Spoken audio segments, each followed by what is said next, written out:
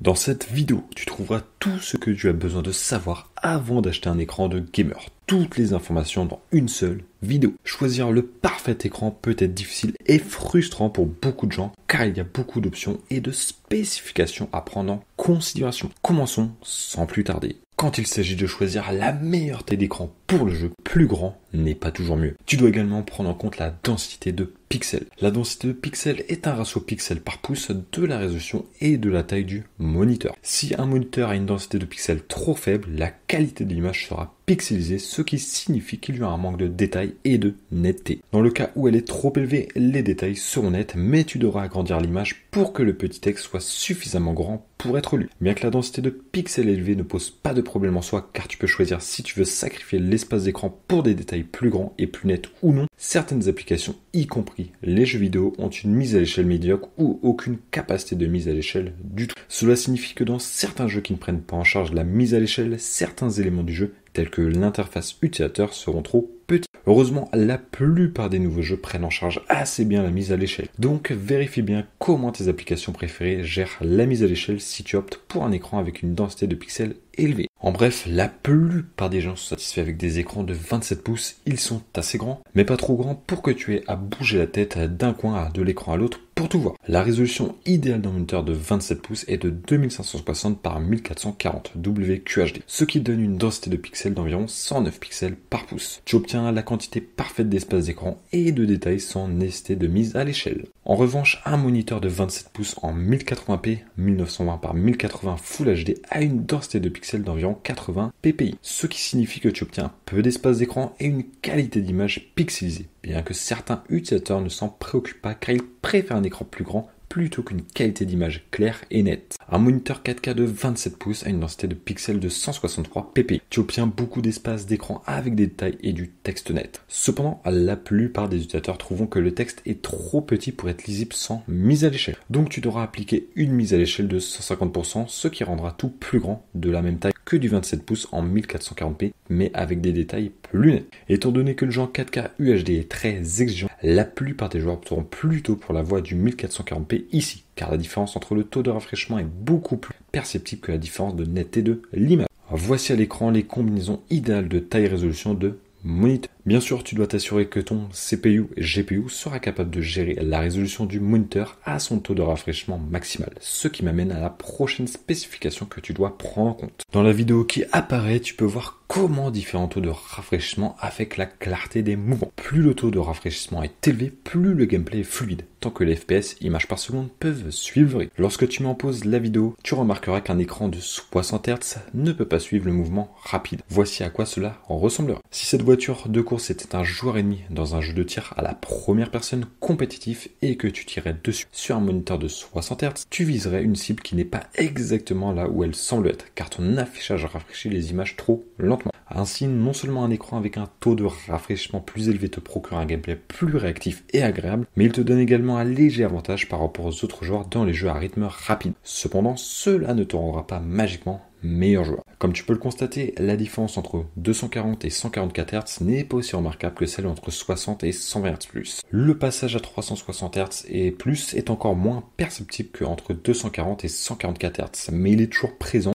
et les joueurs compétitifs voudront toute amélioration possible. Donc si tu es un joueur compétitif, je te recommande vivement d'opter pour un moniteur de jeu d'au moins 144 Hz et soit 240 ou 360 Hz en fonction de ton budget et de ton niveau de compétitivité. Certains moniteurs de jeu ont un taux de rafraîchissement de 75 à 100 Hz, ce qui offre un petit mais visible boost dans la clarté des mouvements par rapport aux écrans de 60 Hz. Pour les joueurs professionnels et ceux équipés de PC haut de gamme, tu peux également obtenir un moniteur de jeu 1080p à 540 Hz comme le Asus PG 248 QP. Les moniteurs ultra wide ont un rapport d'aspect de 21:9 par opposition au format panoramique de 16:9. Ainsi, tu obtiens environ 33% d'espace horizontal supplémentaire pour une expérience de jeu plus immersive. Dans certains jeux, tu bénéficies d'un champ de vision plus large, ce qui peut également être avantageux car tu peux repérer plus rapidement les adversaires venant des coins. Cependant, certains jeux compétitifs limitent le rapport d'aspect à 16:9 justement pour cette raison. Dans les jeux qui ne prennent pas en charge le rapport d'aspect 21:9, tu devras choisir entre avoir des bordures noires sur les côtés de l'image ou avoir une image étirée ou zoomée. La plupart des jeux plus récents prennent en charge des résolutions ultra-wide, cependant il existe également de nombreux moniteurs super ultra-wide en format 32:9 disponibles comme le Samsung Odyssey G9. Il existe 3 principales technologies de panneaux rétroéclairés par LED, TN, VA et IPS, ainsi que des panneaux OLED qui sont auto-émissifs. Tous ont leurs avantages et leurs inconvénients. TN, twist nématique. Dans l'ensemble, les moniteurs TN ont la pire reproduction des couleurs et les angles de vision les moins bons. Ce qui signifie que les couleurs sont quelque peu délavées par rapport aux IPS et VA. Et l'image se décale en contraste, couleur et luminosité lorsqu'elle est vue sous des angles obliques. Cependant, les panneaux TN sont peu coûteux à fabriquer et ont un temps de réponse rapide allant jusqu'à 0,2 ms. Ce qui signifie que les pixels peuvent prendre seulement environ 0,2 ms pour passer d'une nuance de gris à une autre. Cela élimine efficacement le flou de déplacement et le flou de mouvement des objets rapides. C'est pourquoi les joueurs compétitifs optent généralement pour cette technologie de panneau.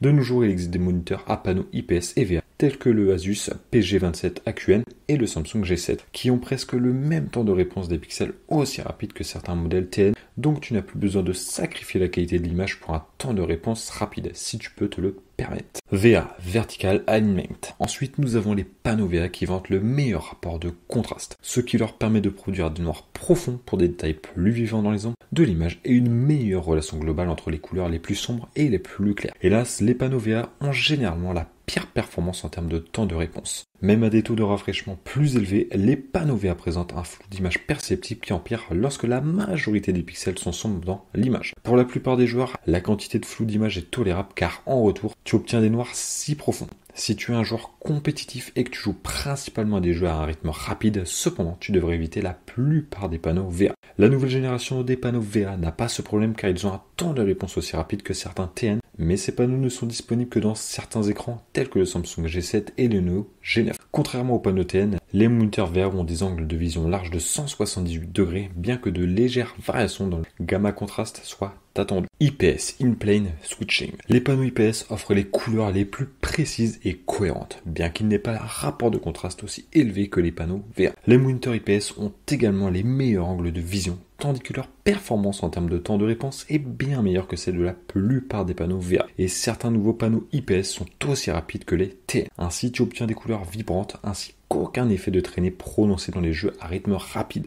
Le principal problème de la technologie IPS est le halo IPS. Le halo IPS est un inconvénient normal du panneau. Fondamentalement, lorsque la lumière excédentaire traverse le panneau, il y a une lueur apparente autour des coins de l'écran. La lueur n'est pas gênante que si tu regardes une image sombre dans une pièce sombre. Mais même alors, il existe des moyens de gérer le halo IPS. OLED. Contrairement aux panneaux rétroéclairés par LED, les écrans OLED ont des pixels auto-émissifs. Cela leur permet d'atteindre un rapport de contraste infini car les pixels individuels peuvent s'éteindre complètement pour des noirs véritablement profonds. Les moniteurs et téléviseurs OLED ont également les angles de vision les plus larges et un temps de réponse de pixels instantané pour éviter tout effet de traînée derrière les objets en mouvement rapide. Malheureusement, ils ont aussi quelques inconvénients. Tout d'abord, les écrans LED ne peuvent pas être aussi lumineux que certains écrans rétroéclairés par LED haut de gamme. Deuxièmement, ils présentent un risque de marquage permanent de l'image et de rétention temporaire de l'image lors de la visualisation d'une image avec des éléments statiques lumineux pendant trop longtemps. Cependant, tant que tu utilises un écran OLED de manière raisonnable, ne laisse pas une image statique pendant des heures et que tu profites de ses fonctionnalités intégrées de prévention du marquage, économiseur d'écran, décalage de pixels, actualisation du panneau, ajustement de la luminance du logo, etc. Cela ne devrait pas poser de problème. Certains fabricants de moniteurs proposent également jusqu'à 3 ans de garantie couvrant le marquage. Enfin, il n'y a pas autant d'options en ce qui concerne les moniteurs OLED en ce qui concerne la taille de l'écran, la résolution et le taux de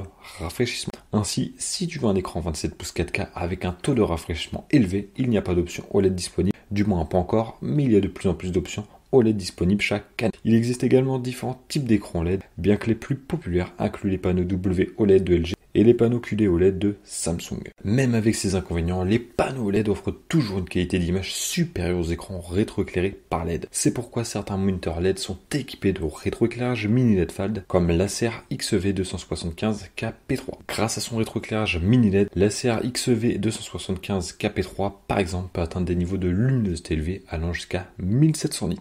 En comparaison, même les moniteurs OLED les plus lumineux, tels que le Dell AW3423DWF, n'atteignent que 1000 nits pour de petites fenêtres blanches. Maintenant, l'Acer XEV275K-P3 possède 576 zones de gradation réparties sur son panneau. Ces zones atténuent les parties de l'image qui sont censées être sombres sans affecter considérablement les zones qui doivent rester lumineuses, ce qui permet d'augmenter le rapport de contraste. Cependant, comme il n'y a que 576 zones de gradation sur tout l'écran de 27 pouces avec plus de 8 millions de pixels, certaines scènes auront des artefacts de bloom visibles. Par exemple, dans des scènes exigeantes telles que des feux d'artifice, les étoiles dans le ciel nocturne, les sous-titres, etc. La lumière provenant du petit objet illuminé débordera dans les zones assombries environnantes et créera du bloom. Ainsi, bien que les écrans mini-LED offrent une luminosité plus élevée, les écrans LED restent meilleurs pour afficher du contenu sombre. En fin de compte, le choix entre les deux dépendra principalement de tes préférences personnelles et de ton budget. Note que le temps de réponse du moniteur ne doit pas être confondu avec le retard d'entrée, qui est mesuré comme le temps que met le moniteur pour enregistrer et afficher tes commandes. Contrairement à la vitesse de réponse, le retard d'entrée n'est pas spécifié par les fabricants de moniteurs, donc tu devras chercher des critiques de moniteurs si tu veux des informations détaillées. De plus, garde à l'esprit que le temps de réponse spécifié par le fabricant du moniteur ne doit pas être pris au pied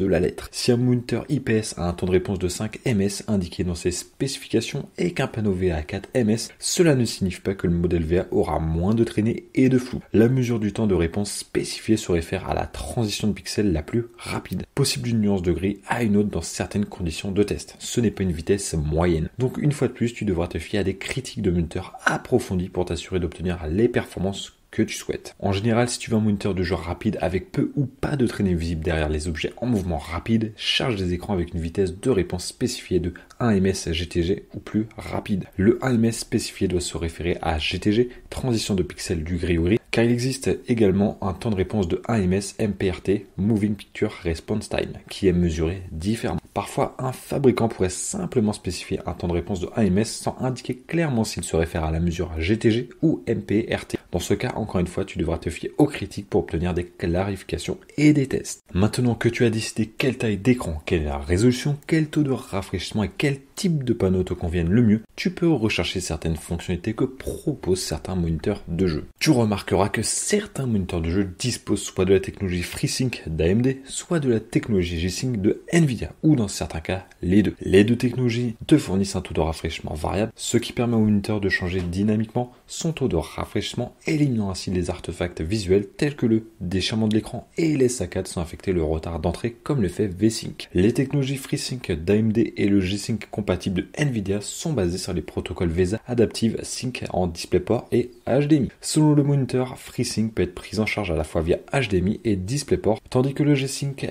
compatible est principalement pris en charge via DisplayPort et via HDMI 2.1 sur certains écrans plus récents.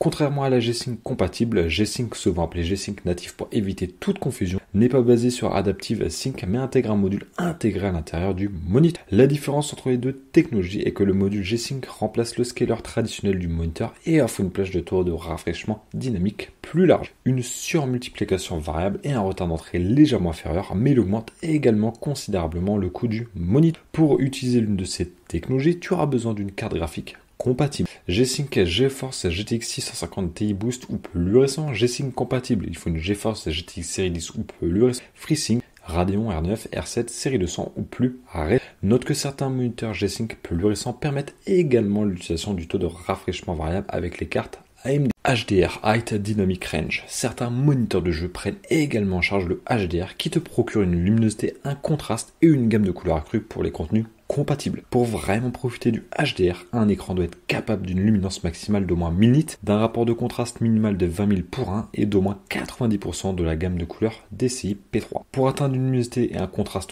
aussi élevé, il faudrait une mise en œuvre coûteuse de rétroéclairage à gradation locale disponible dans quelques moniteurs de jeu haut de gamme comme le Samsung Neo G7. Il existe des modèles moins chers qui prennent également en charge le HDR, mais ceux-ci ne peuvent offrir qu'un aperçu de ce que le HDR peut vraiment faire. La plupart du temps, ces moniteurs HDR auront la certification display HDR de la VESA qui précise les capacités de l'affichage. Cependant, pour garantir une expérience de visionnage HDR correcte, tu ne peux pas te fier aux certifications de la VESA. Tu devras voir si le moniteur dispose soit d'un panneau OLED, soit d'une solution de rétroéclairage à gradation locale. Les moniteurs de jeu qui prennent en charge à la fois FreeSync, G-Sync et le HDR peuvent également avoir les certifications FreeSync Premium Pro d'AMD ou G-Sync Ultimate de Nvidia, qui garantissent que le VRR et le HDR fonctionnent sans problème et en même temps. Envie de la clarté, des mouvements similaires à celles des écrans CRT, cherche un moniteur de jeu avec une technologie de rétroéclairage stroboscopique, généralement appelée quelque chose comme la réduction du flou de mouvement MBR de 1 ms, NVIDIA Ultra Low Motion Blur ULMB, flou de mouvement extrêmement faible 1 ms, MPRT, temps de réponse des images en mouvement, etc. Lorsqu'elle est activée, la technologie de rétroéclairage stroboscopique diminue encore le flou de mouvement dans des jeux à rythme rapide. Note que lorsque cette technologie est activée, la luminosité maximale de l'écran est réduite, alors utilisez-la uniquement pendant le jeu. De plus, tu ne peux pas activer simultanément le FreeSync, G-Sync et une technologie de réduction de flou, sauf si le moniteur dispose d'une fonction spéciale à cet effet, comme ELMB Sync d'Asus ou AIM Stabilizer Sync de Gigabit. Idéalement, cherche un moniteur avec NVIDIA ULMB2 ou la certification approuvée par Blur Booster, ce qui garantit une performance MBR impeccable comme celle du ViewSonic XEG2431. Les moniteurs de jeu incurvés deviennent de plus en plus populaires, même si beaucoup les considèrent comme une mode passagère. En fin de compte, choisir entre un moniteur incurvé ou plat dépend des préférences personnelles. Les courbures vont de 800 Hz très prononcées à 3800 Hz très subtiles. Les consoles Xbox prennent en charge le 120 Hz en 1080p, 1440p et 4K UHD. Cependant, tous les moniteurs 1440p, 144 Hz et plus par exemple ne prennent pas en charge le mode 1440p 120 Hz sur la Xbox, t'obligeant à utiliser soit du 1080p 120 Hz, soit du 1440p 60 Hz. Sur les moniteurs plus récents, les fabricants ont commencé à indiquer quel mode de console sont pris en charge, mais si tu es intéressé par un modèle plus ancien, tu devrais vérifier avec d'autres utilisateurs ou des critiques pour être sûr. La PS5 prend également en charge le 120 Hz en 1080p, 1440 et 4K UHD. Tout comme avec les consoles Xbox, certains moniteurs 1080p 144 Hz et plus pourraient ne pas prendre en charge le mode 1080p 120 Hz sur la PS5. Donc assure-toi toujours de vérifier cela si tu achètes un moniteur pour la PS5. Si tu as une PS4, PS4 Pro, Nintendo Switch, etc., il n'est pas nécessaire d'opter pour un moniteur de jeu de 60 Hz ou plus, à moins que tu ne prévois également de l'utiliser pour les jeux de PC. Maintenant, je t'attends sur la prochaine vidéo où je t'ai préparé 3 excellents ordinateurs portables gamers. Comme ça, tu n'auras même pas besoin de chercher. À tout de suite de l'autre côté.